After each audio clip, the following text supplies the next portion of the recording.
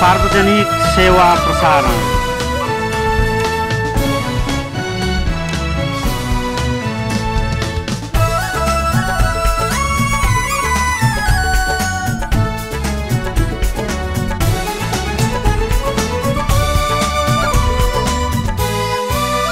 सार्वजनिक सेवा प्रसारण नेपाल टेलिभिजन।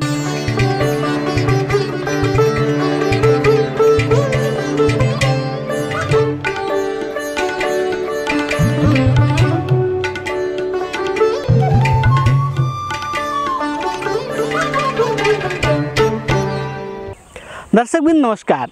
आज दर्शन कार्यक्रम में हम कार्यक्रम संचालक विक्रमणि त्रिपाठी आप लोगन का हार्दिक स्वागत करी थन। जैसन कि आप लोग जाना जाता है, यही कार्यक्रम के मार्फत हमरे अवधी समाज के अलग अलग गतिविधियों के बारे में जानकारी पेश करता आवा गया है।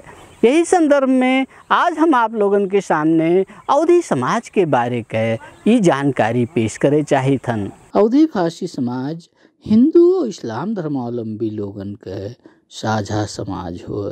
यही किस्म से ये समाज हिंदू और इस्लाम धर्मावलंबी लोगन के साझा समाज होए के साथ है, यह समाज में अलग अलग जाति के लोग मिलजुल के रहत हैं। ये अलग अलग धर्म और जाति के लोग अपने विचार का आदान प्रदान करे के खातिर जौने भाषा के प्रयोग करत हैं, वही भाषा का अवधी भाषा के नाव से जाना जाता है। बहुजातीय एक भाषी अवधी सांस्कृतिक समाज के वर्तमान स्वरूप देखा जाए तो आज के दिन में यह समाज में छुआछूत और जातीयता जैसन तमाम कुरीत आजो कौनो न कौनो रूप में दिखायमान हो जाते हैं। यही संदर्भ में आप आज के अवधी समाज का कौने रूप में देखा जाता है।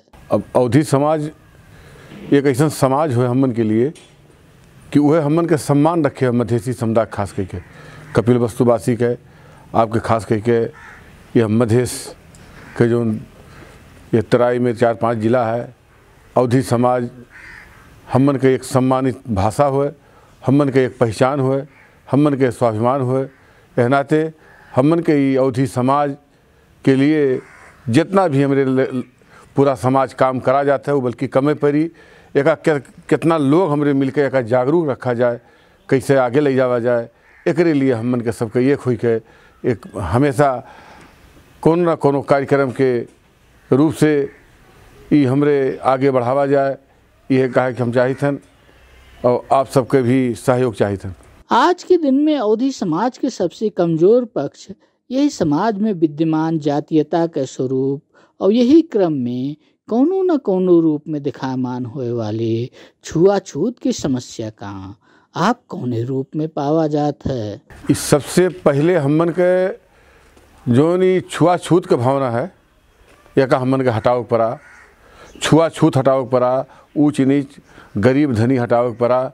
हमन के जब तक ये हर लोगन के बीच में जाए के जागरूकता नहीं लावा जाए, एक समाज में ये ऊंच नीच जात पात नहीं हटावा जाए, तब तक हमन के सुधार नहीं हुई। खास करके हमारे मधेसी समाज में सबसे ज़्यादा कमी हुई गया है जात पात का। और जब से राजनीतिक दल लोग आए तब से औरों जात पात फैलाए दिन एक हमन के जागरूक हुई के ये जात पात हटाव पड़ा। अवधी समाज में विद्यमान जातीयता और छुआछूत का हटावे के खातिर समाज में जागरूकता लाइब विशेष रूप से जरूरी है। यही हर एक क्षेत्र में जागरूकता लावे के खातिर शिक्षा लगायत के क्षेत्र में का करे की जरूरत देखा जाता है। अब एक हटाव लिए हमन के लागे पड़ा, सबके समझाव पड़ा कि हमरे यह समाज के लिए सबसे बड़ा जात पात जो रखा चलावा जाता है, यह समाज के सबसे बड़ा जैसे ही कैंसर हो जाता है लोगों के, वैसे ही कैंसर हो गई जात पात हमारे समाज के लिए। एक सबके जागरूक करे पड़ा और सबसे ज़्यादा शिक्षा पर निगाह देख पड़ा। हमरे खास करके मधेसी समुदाय में अवधी समुदाय में शिक्षा के लोग जागरूक नहीं हो गए, बिटियन के नहीं पढ़ावा गए, बेटवन के नहीं पढ़ावा गए। आज लगभग कुछ सुधार होता है कि बिटिया कम से कम +2 तक पढ़े, BEd करे थी, BA करे थी, लेकिन अबहिन भी जैसे चाहिए तो सुधार हमन के नहीं होता है। ओका सुधार करे के लिए हमन के एक जन जागरण कार्यक्रम करे पड़ा।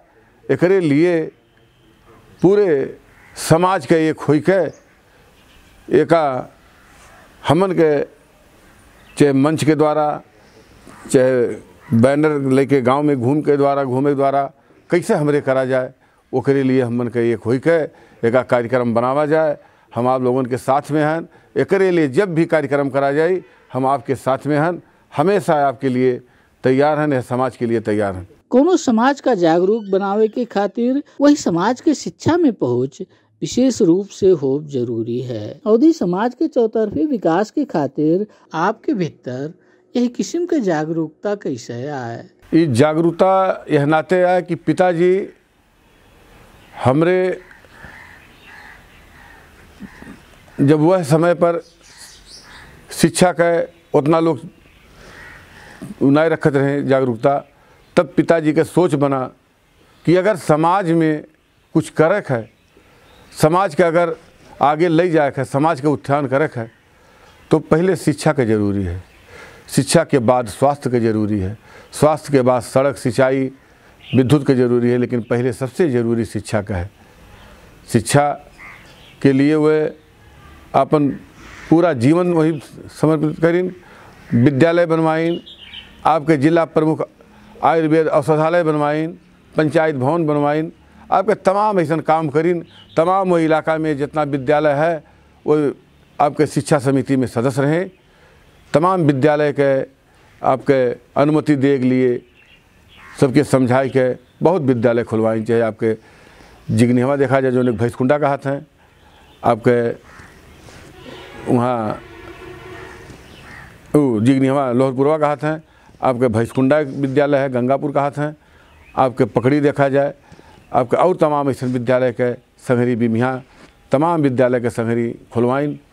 और आज एक मिसाल बना है कि कम से कम शिक्षा प्रेमी स्वर्गीय राम समारे चौधरी रहें, तो उन्हीं के बड़ा लड़का होए के नाते हमार 24 घंटा अगर सोच है तो शिक्षा के लिए काव करे परी, कहाँ जाए परी, कैसे कहे परी, शिक्षा के लिए हमार खास सोच हुई है कि पिताजी हमन का एक ठो शिक्षा में जागरूक बनाए गए कि शिक्षा के लिए हमेशा, समाज के लिए हमेशा काम करो, तब में सबका कल्याण हुई।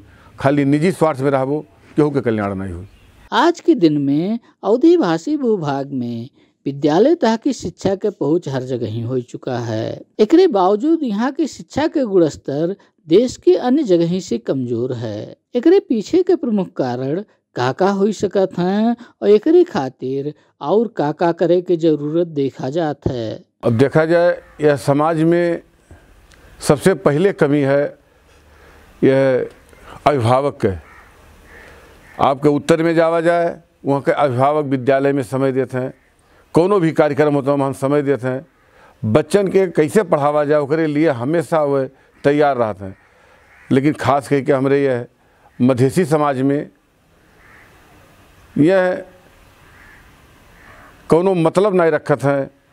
रह गई बात, आज 25 साल से लगभग विद्यालय व्यवस्थापन समिति के अध्यक्ष हुई। वह विद्यालय में इतना कार्यक्रम हमारे करा गए, इतना भी रखा गया कार्यक्रम, लेकिन अभिभावक नहीं जुटे चाहते हैं।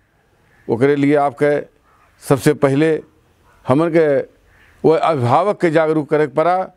और जो नेता के बात करा गए, नेता लोगन के सोचे गलत हमन का है।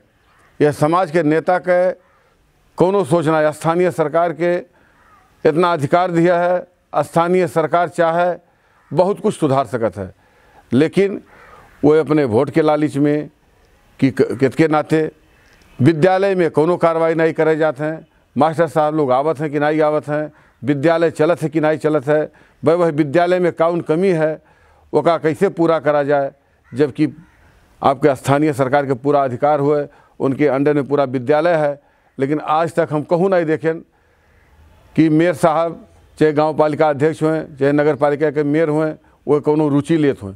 वो नहीं है कि हमसे केहू शिक्षक, केहू टीचर हमसे ना रिसियाएँ, बकिया पढ़ाई हो चाहे ना हो। लेकिन जब तक अभिभावक के नहीं जागरूक हुई हैं तब तक की सुधार नहीं हुई। एकरे लिए हम मन के एठू कार्यक्रम रखा जाए, गांव-गांव, टोल-टोल जाए के सबके जागरूक करा जाए। जागरूक कैसे करा जाए ओकरे लिए काव करे पड़ी, चाहे प्रचार के माध्यम से, चाहे समझाओ के माध्यम से, चाहे कोनो नाटक के माध्यम से, चाहे कोनो मंच लगाए के माध्यम से पहले अभिभावक के जागरूक करा जाए।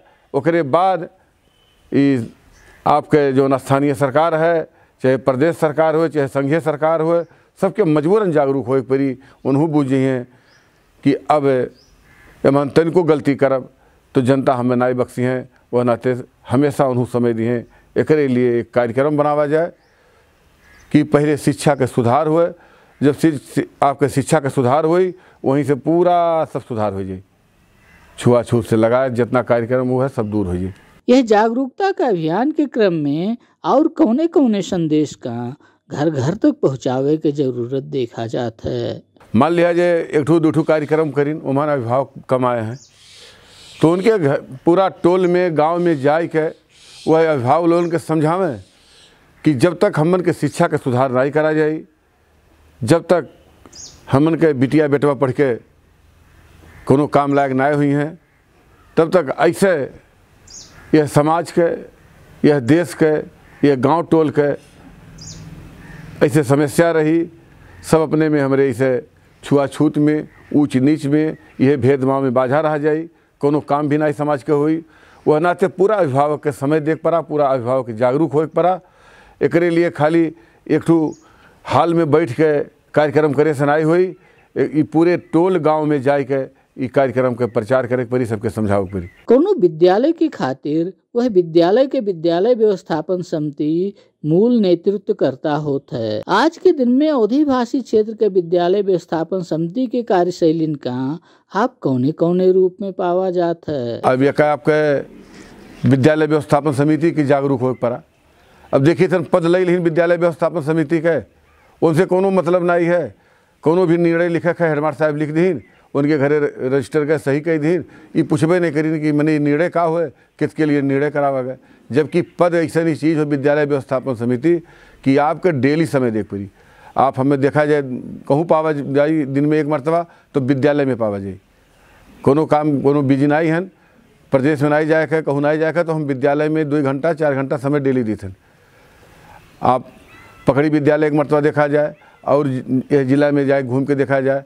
पकड़ी विद्यालय से तमाम विद्यालय 10 साल पुरान, चाहे आपके बुद्धपदम हुए, चाहे आपके यही हमारे क्षेत्र में है रतनपुर, आपके सिसहनिया 4 साल आगे विद्यालय हुए, लेकिन बहुत पीछे है पकड़ी से। वह नाते आपको पहले जागरूक हो पड़ा विद्यालय व्यवस्थापन समिति के, अभिभावक के, उसके बाद टीचर तो स्वयं जागरूक हो जी हैं। एक सुधारे के लिए पहले स्वयं विद्यालय व्यवस्थापन समिति के सुधारे पड़ा। अवधी भाषी क्षेत्र के विद्यार्थियों के शैक्षिक गुण स्तर का देखा जाए तो पहले की तुलना में आज के दिन में शैक्षिक गुण स्तर में सुधार आवे की जगह ही और गिरत जात है। इसके पीछे के प्रमुख कारण का हो सकत हैं। देखा जाए सबसे पहले तो आपके जो पढ़ाई के पहले में फ़र्क हुई गए। पहले राहत रहा इमला लिखावत रहे, पहले राहत रहा राइटिंग देखत रहे।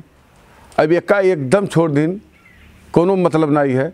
10 में पढ़े वाले बच्चे अपन नाम अभी नहीं सही लिख पावत हैं अपने पिताजी के विद्यालय के, कि वका कहाँ छोटा एक मात्रा लगी कहाँ बड़ा एक मात्रा लगी, वका अभी ज्ञान नहीं देंगे, न कोनो मतलब रह गए। पहले आपके कक्का किक्की कुक्कू सब पढ़ावा जाता रहा, ये एकदम हटा दिया गया, ग्रामर हटा दिया गया। अब खाली है किताब में जो है मास्टर साहब पढ़ाए वो चला गए, वह लड़के पढ़े। वह नाते एक सुधार करे के लिए फिर से जो पहले रहा पढ़ाओ तरीका वो का कुछ फिर से ध्यान दे पड़ा, तब भी सुधार हुई। आज के दिन में शिक्षक के क्षमता विकास के खातिर अलग अलग किस्म के तालीम चलाए जाते हैं। यह तालीम के माध्यम से मिला ज्ञान का एक शिक्षक अपने शिक्षण के क्रम में कौने रूप में प्रयोग में लावत है और यह में सुधार लावे के खातिर का होए की जरूरत देखा जाता है। अब देखा जाए प्रयोग वही करत है कि जहाँ कुछ समिति भाई हेडमास्टर साहब कुछ टाइट हैं तहाँ प्रयोग कर सके, कोनो मतलब ना है शिक्षक के। आप चाहे जहाँ जावा जाए बच्चे पढ़ें या ना पढ़ें, शिक्षक से कोनो मतलब नहीं है।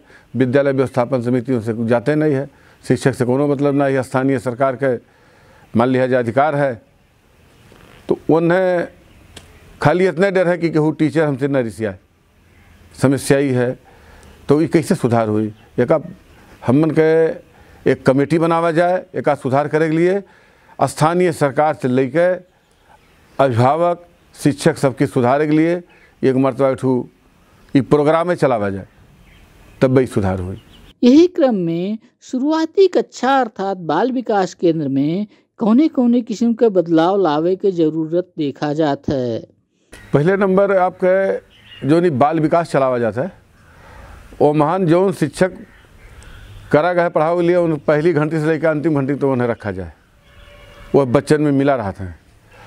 बच्चन के कौन जरूरी है, कौन खिलौना जरूरी है, कैसन बच्चे पढ़े चाहते हैं, उनके पहले दिमाग से जुड़ा जाए कि कैसन पढ़े चाहते हैं, काव पढ़े चाहते हैं, खेले चाहते हैं कि पढ़े चाहते हैं कि घूमे चाहते हैं।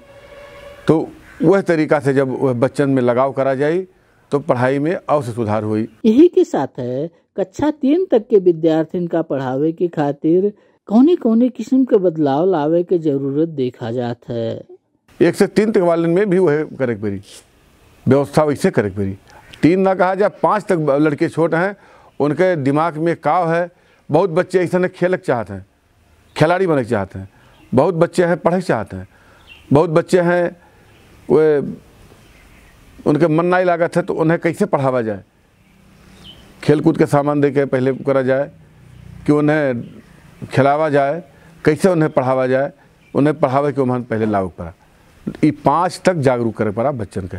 अवधि समाज के अभिभावक में सचेतना के कमी दिखायमान होए के प्रमुख कारण मध्य के एक यही समाज के लोगन का आर्थिक रूप से कमजोर होवो होए। एकरे खातिर सरकार स्थानीय पालिका के मार्फत अलग अलग किस्म के तालीम और स्वरोजगार कार्यक्रमों आगे ला है, लेकिन अवधि समाज के लोग यहू से फायदा ना ले पावत हैं। एकरे खातिर का होए के जरूरत देखा जाता है। एकरे लिए मान लिया जाए जौन भी जात के लिए पैसा छुटिया जाता है, वह जात में जानकारी हो पड़ा, उन्हें जागरूक हो पड़ा। ठीक है, उनके तक पैसा नहीं आए, 1 साल नहीं आई, 2 साल नहीं, जब जागरूक हुई हैं मीडिया वाले भी मीडिया के संपर्क में हो पड़ा, मीडिया की जानकारी देख पड़ा कि हमन के फंडिंग होता है, पैसा देते है सरकार, लेकिन यहाँ तक नहीं पहुँचत है। ये स्थानीय सरकार के कमी होए कि प्रदेश सरकार के कमी होए कि संघीय सरकार के कमी होए, खास करके ओका जागरूक करे पड़ा सबके, और जागरूक हो पड़ा।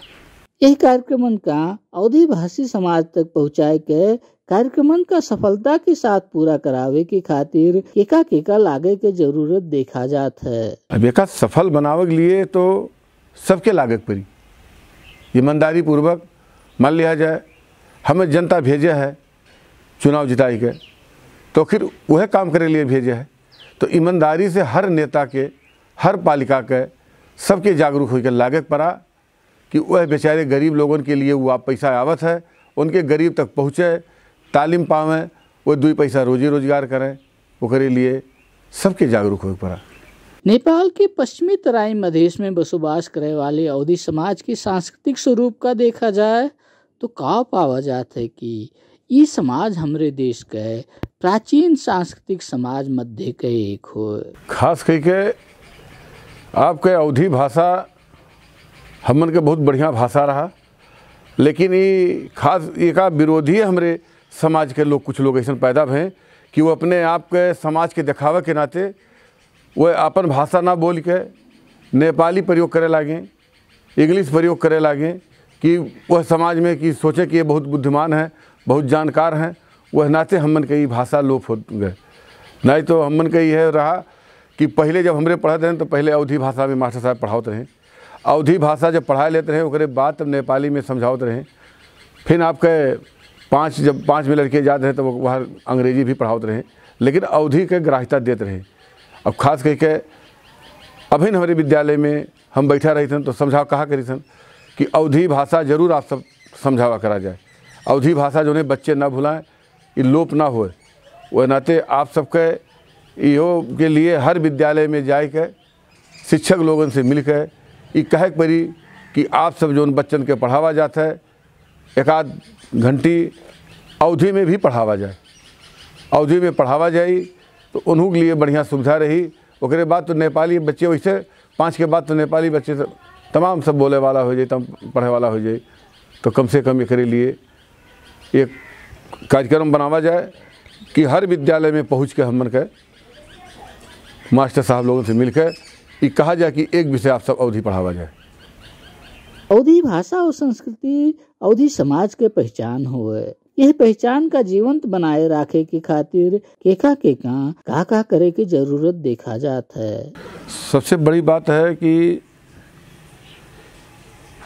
एक रक्षा करे के लिए अपन भाषा होए, अपन संस्कृति होए, अपन पहचान जोन है, एक रक्षा करे के लिए हमन के स्वयं सबके जागरूक होए पड़ी, पूरे समाज के जागरूक होए पड़ी। मान लिया जाए हम मधेश से जीत के गए हन, तुम हमू मधेसी हुई, तो अपने संस्कृति के लिए, अपने भाषा के लिए हमें अपन बात रखे पड़ा, जागरूक होए पड़ा। वह नाते जब एक जागरूक करे के लिए खास करके ये पूरे समाज में कहूँ भी ऐसे बैठा जाए, कहूँ भी चौक चौराहा बैठा जाए, तो अवधि समाज लगाए हमन के जो संस्कृत है वो जागरूक करे के लिए जरूर चर्चा चलावा जाए, जरूर बात रखा जाए। बूढ़ बुजुर्ग जहाँ बैठे हैं उनसे भी बात करा जाए। एक जागरूक करे के लिए एक फेसबुक के माध्यम से, चाहे संचार के माध्यम से, चाहे एक प्रचार के माध्यम से एक हमन का अवधि भाषा, अवधि समाज के एक संरक्षण करे के लिए एक सबके जागरूक हो पड़ा। आप शिक्षा सेवी और समाज सेवी होए के साथ आज के दिन में आप एक राजनीतिज्ञ के रूप में प्रदेश सभा सदस्य हुआ जाता है। अवधि समाज के चौतरफे विकास के खातिर आपका अपन आगामी सोच का हैं? अब पहले तो आपके विद्यालय व्यवस्थापन समिति अध्यक्ष रहना तो वहीं तक सीमित रहें, खास करके केहू के कोनो भी दुख सुख पड़त रहा मन दौड़त रहें। लेकिन आपके आशीर्वाद से 2 साल से प्रदेश सांसद हैं, जौन भी बजट मिला है ओका आपके बहुत जगह लगाए हैं, कार्यक्रम तमाम चलत है, कार्यक्रम होता है। लेकिन खास करके हमारा जो सोच है कि वह क्षेत्र के लिए जब तक आपके मास्टर डिग्री के कोनो कैंपस नहीं बनत है तब तक वह समाज के सपना नहीं पूरा हुई, खास करके हमारे पिताजी का सपना नहीं पूरा हुई। वह नाते हम मुहिम लगा हन कि कितना जल्दी जितने जल्दी मास्टर डिग्री के लिए एक कैंपस की तैयारी हो जाए, कैंपस बन जाए, तब हमारे पिताजी का सपना साकार हुई। यही नाते हम ये समाज में बहुत ज़्यादा जागरूक होकर काम करी था। यही के साथ है अब हमारे कार्यक्रम के अंत में आ चुका हन। आप दर्शक महान भाव लोगों से और का कहे चाहा जात है?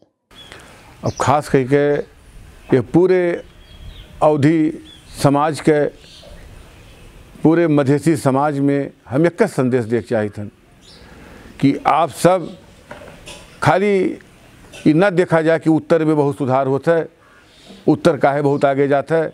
एक अपने स्वयं सबके जागरूक हो पड़ा।